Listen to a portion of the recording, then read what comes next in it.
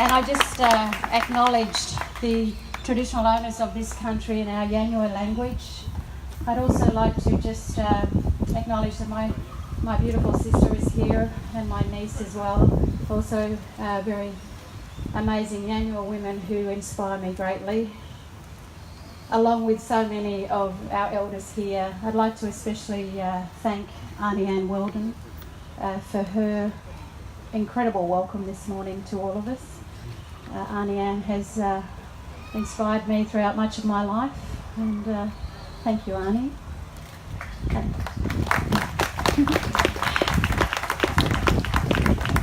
also to Auntie Mabo Ingram, thank you for sharing your stories. And I think it's important that we're always hearing stories. We're really good at stories, you know, and telling the truth of those stories, so thank you. I'd like to now call on to do an official welcome to country here, to thank the Metropolitan Local Aboriginal Land Council, the Chair, Yvonne Weldon, but also to welcome now the CEO, Nathan Moran, to officially welcome us here on Gadigal country. Bajuri Gamarua Gadigal, simply meaning G'day, welcome to Gadigal country. As the CEO of Metropolitan Local Aboriginal Land Council, it's my great honour and privilege to welcome you all to Gadigal country, the country you're standing upon today.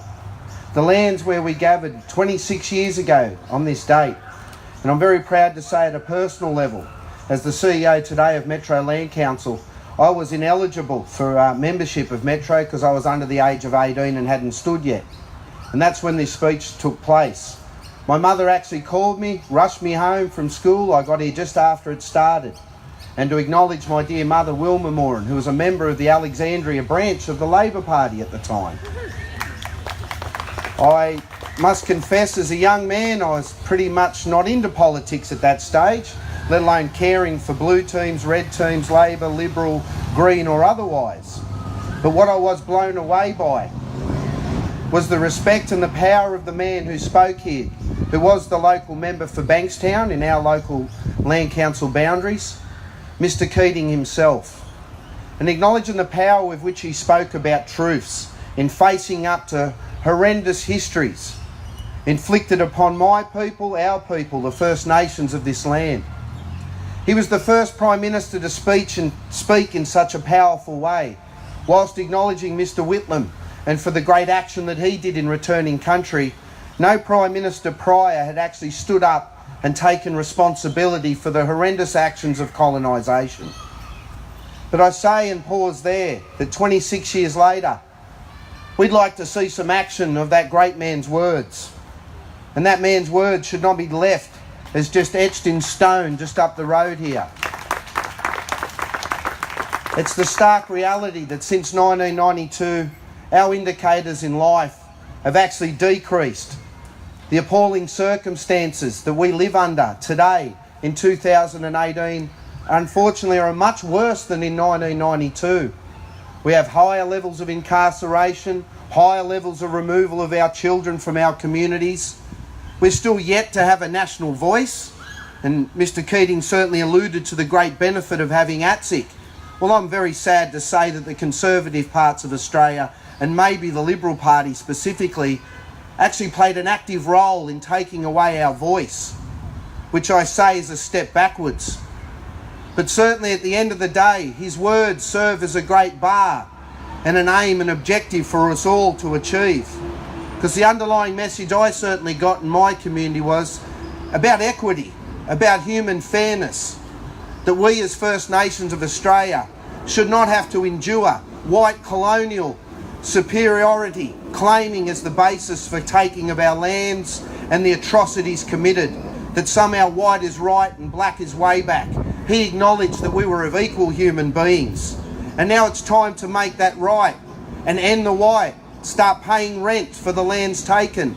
Start paying recompense for the atrocities committed against our people, and give us the right to determine our future by selecting and electing our representatives. Give us back our people, our First Nations voices, because otherwise we'll stay in the same state of colonisation that we've been trapped in for 26 years, if not 228 odd years. So again, Bajuri Gamrua to you all, good day. What a great day to commemorate Paul Keating. But let's now try and realise the objectives and aims of his speech. To give First Nations of Australia equity, catch up to Canada. Dare I say, let's deal with being the land of the wrong white crowd and catch up with the New Zealanders, the land of the long white cloud. And have equity, fairness, starting with First Nations people, having the right to practice our culture, having the right to inherit our estates from our old people. If not, be recompensed for what's taken, and let's agree on what's left. Thank you again, Bajuri Gamrua to you all. Wow, come on, you're a bit louder. That was bloody awesome. Too deadly, brother. We have a few speakers just to come, and what I wanted to do first was just have a moment's silence, really, to reflect on the fact that many of our strong men and women have passed since this incredible day when the former Prime Minister stood here. And I especially would like to acknowledge Mr. Belair, and also just this week the wonderful Dr. Mabo, who again inspired our country, and with her husband changed, or maybe told the truth about the history of our country. So if we just have a moment's silence.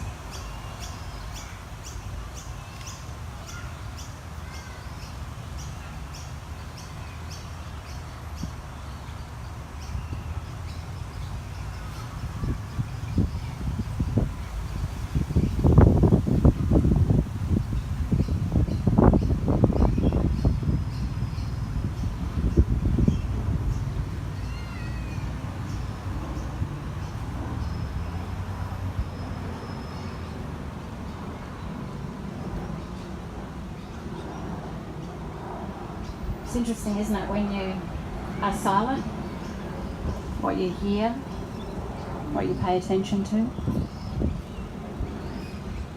Sometimes people are uncomfortable with silence, but this country's been silent for too long. And if you are uncomfortable with the silence, I challenge you to take comfort in that discomfort. Find it, understand it, because that's the voices and the spirits of First Nations people in this country. Still calling.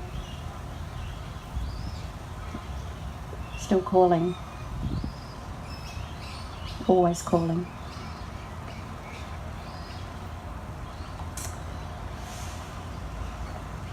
As the Senator for the Northern Territory, it is a remarkable situation to join my colleagues in the Federal Labor Parliament. Remarkable because we've got amazing men and women who try to move beyond that silence and try and deal with that discomfort that they often feel around issues that impact First Nations people. We've been able to do something in our caucus in the last couple of years, and that is to establish the First Nations caucus. And it's not just a First Nations caucus for Linda or Senator Patrick Dodson and myself. It's actually a caucus where our members of the Labor Party who want to learn more about First Nations people, who want to contribute to the policies that help shape our party in moving forward. It's a caucus for those members who have large First Nations constituents. And so we meet every Monday at 8:30 in the morning for an hour, and we work together. Probably around 15 to 20 people who turn up, and we work consistently on the policies. And we call for the pieces of legislation that may be going through the Parliament. And whilst we're in opposition, clearly most of those pieces of legislation come from the government. So our shadow ministers go through those pieces of legislation, and those pieces of legislation will come to us as First Nations caucus so that we can have a voice within our party structure as First Nations people to those pieces of legislation. It's a systemic change that's just as critical in the process and the way we do things in this country. So that when we talk about voices for First Nations people, we're not just talking about a voice to the Parliament. We're talking about all of our voices in every area of our lives, impacting, influencing for the good of our country. One of those shadow ministers is here today, our Deputy Leader, Tanya Plibersek, who, again, has inspired so many of us, Tan.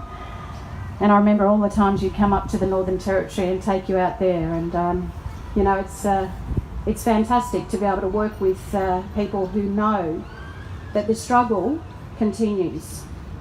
But we have to keep going. Sometimes we get it right and sometimes we don't. But we've got to keep going. Thanks, Tanya. Over to you.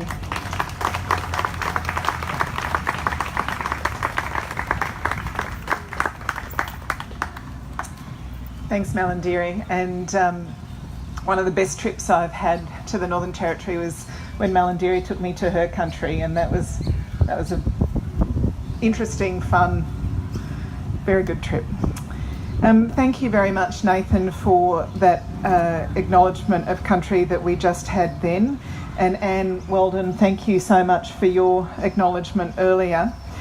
We're also joined here, of course, by my wonderful colleague Linda Burney. And we've got representatives from local organisations, Koori Radio, NCAE, Tribal Warrior, Babana Men's Group and The Settlement, all of them here today. You heard earlier from Auntie Norma Ingram. I'm so proud of the work that Auntie Norma's doing in her campaign, but it comes as the most recent stage of a very distinguished career, a career that has been completely committed to public service. We've got Imelda Davis here from the South Sea Islanders Foundation, and we know that Dr. Mabo was the patron of the South Sea Islanders, so this is a particularly sad week for the South Sea Islanders Foundation members and for South Sea Islanders more generally because of the loss of that wonderful woman. We're joined too by Senator Jenny McAllister, John Graham, who's done the bulk of the organising with his office for today, Councillor Linda Scott, the Deputy Mayor of South Sydney, Meredith Bergman, former MLC and President of the Upper House here in New South Wales, and Ellie House, our candidate for Balmain. We've got many members of the Australian Labor Party here. We've got many members of the union movement here, and we are particularly honoured to have so many representatives of the Redfern community, particularly many of our elders and elders from other communities as well. It's not very often that you can point to a moment that truly shifted our national conscience and affected the course of Australian history. But I believe that we can say that about the words that were spoken on the 10th of December 1992 in this place. Pat Dodson, who is another member of our Indigenous caucus, as Malarndirri said, had founded the Council for Aboriginal Reconciliation 15 years before Paul Keating gave that speech.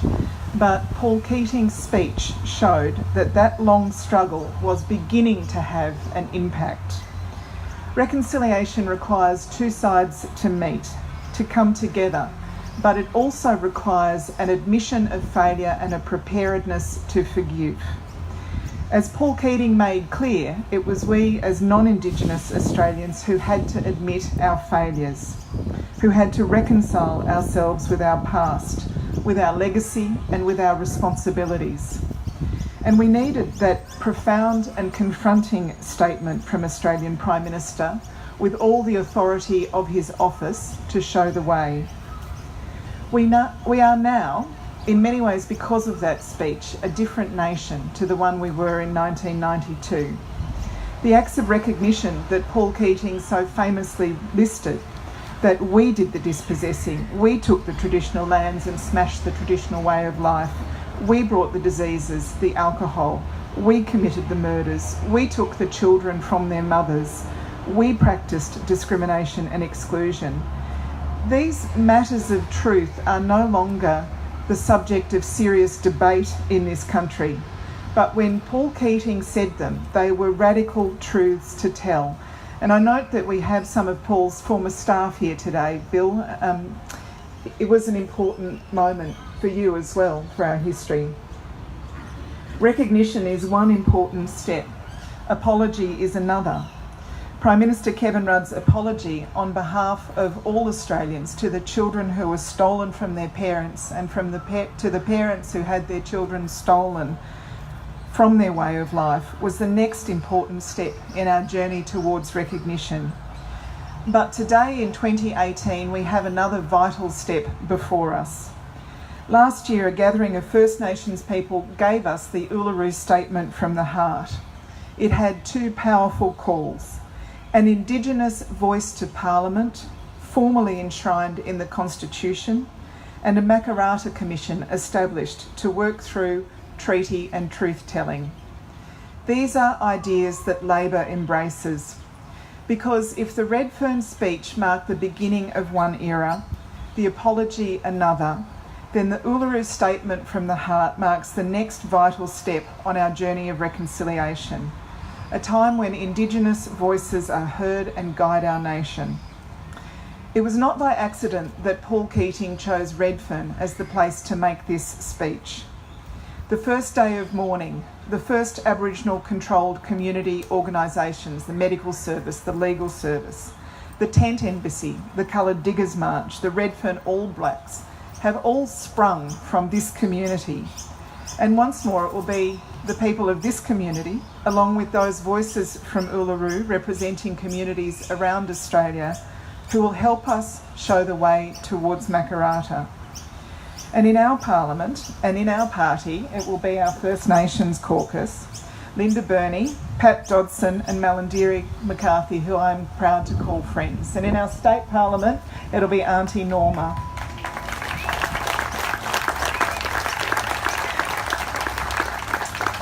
Through them and with you, the aspirations and hope of Uluru and of generations of activists will be realised.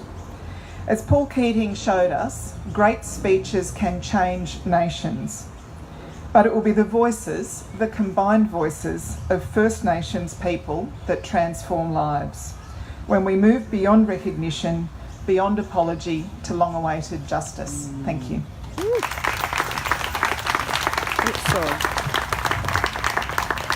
Thank you, Tanya, our Deputy Leader for the Labor Party, Tanya Plibersek.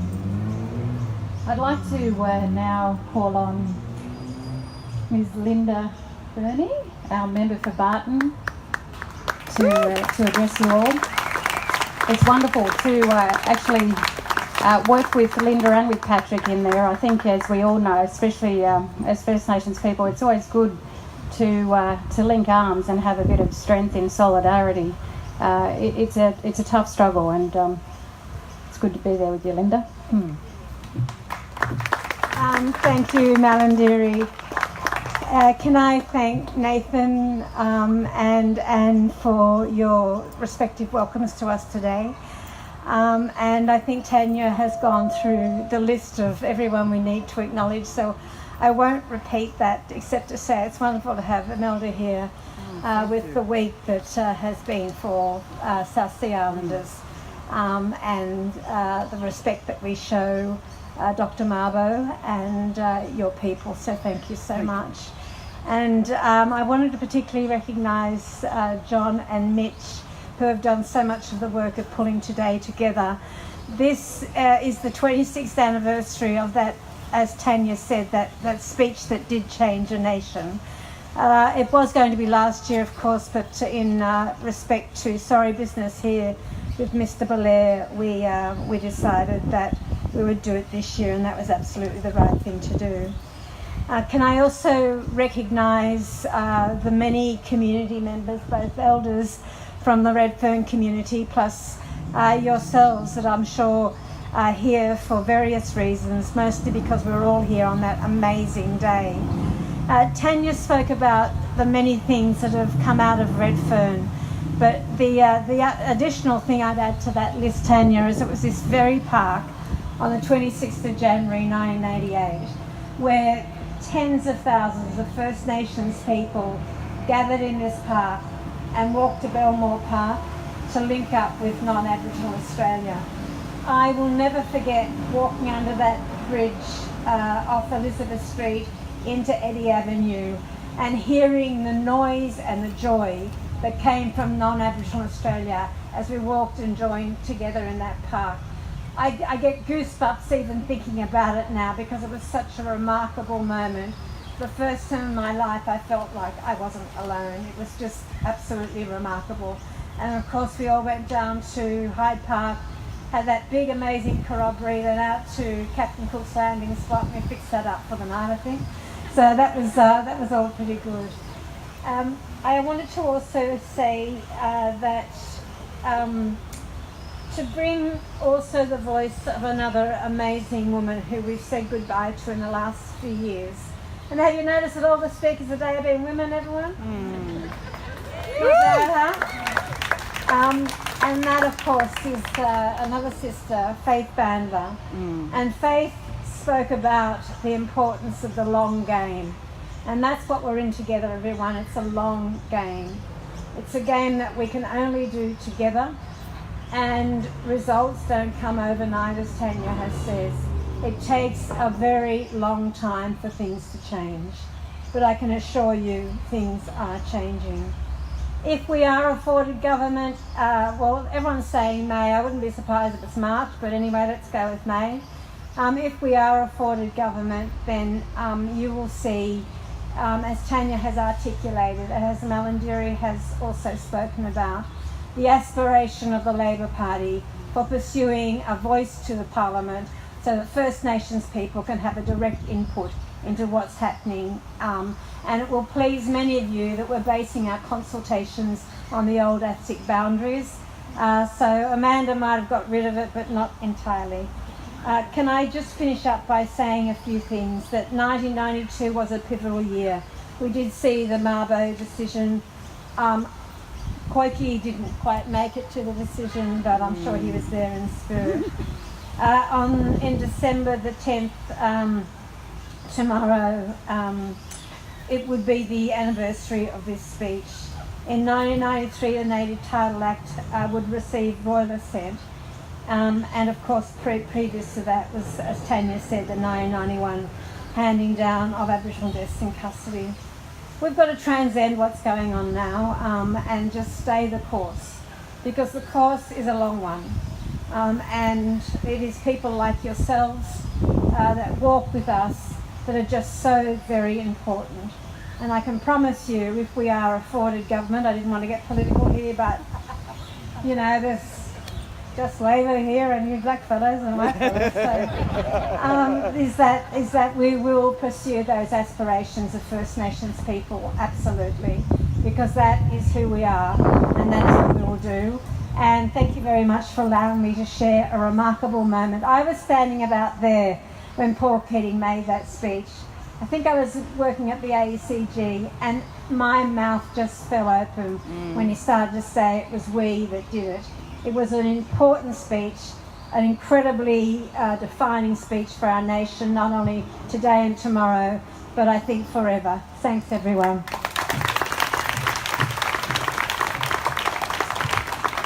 Thank you, Linda. So, ladies and gentlemen, that comes to the conclusion of our commemoration this morning of the 26th anniversary of the Paul Keating speech here in Redfern. I guess I just want to leave this with you. We do have a barbecue, so do not run away and hang around for a little bit if that's okay. And we appreciate that you've been able to stay with us for the few hours that you've been here. But I just want to leave this with you. In Yanua, we have songlines called Gudjiga, and that Gudjiga travels across country and it helps define our place and our space as Yanua people in our clan groups and with one another. But it is also about country and caring for country and having a sense of knowing where you belong in here. And I'd like to just share that message with you, that Gudjaga is so important because the essence of it is about our spirituality and our sense of being. And even if you don't know who you are, that's still knowing an important part about you. So this Gudjaga that's travelling, I can feel it really lifting the country and the spirits across Australia. And we as members of Parliament, whether it's in a state or territory or federal jurisdiction or in local government, we as members, we represent you, Australians. We represent you. We are in our positions because of you, because of your beliefs, your desires, what you want to see for this country.